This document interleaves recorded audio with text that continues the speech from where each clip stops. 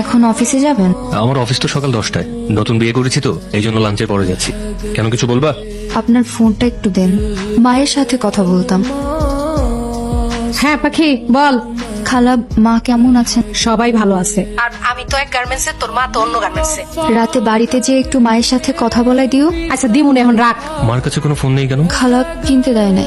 ঠিক আছে, আমি গেলাম। অফিস থেকে আসতে এত দেরি হলো যে? জরুরি মিটিং ছিল। কেন, কিছু বলবা? হ্যাঁ, আপনার ফোনটা একটু দেন না। মার সঙ্গে কথা বলবা? হ্যাঁ।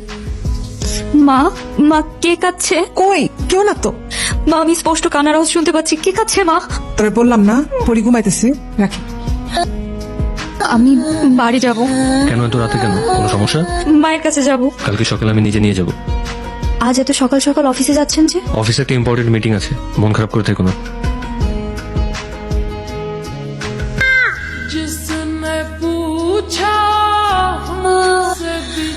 অনেকক্ষণ হয়েছে পাখি, অন বাড়ি জামাই জানতে পারলে খুব খারাপ হবে।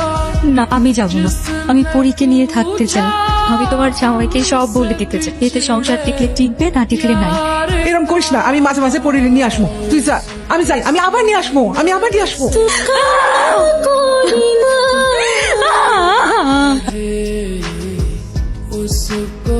ঘুমাচ্ছিলে? না।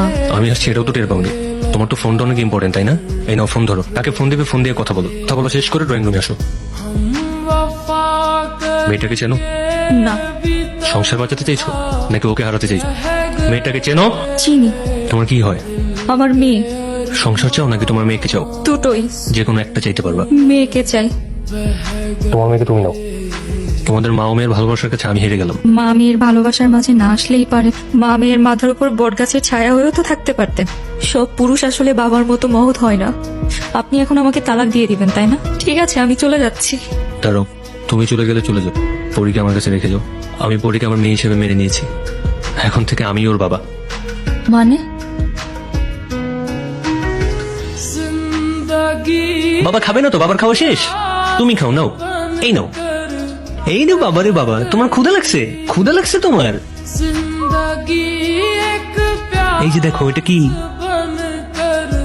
কি ব্যাপার, তুমি কান্না করছো কেন?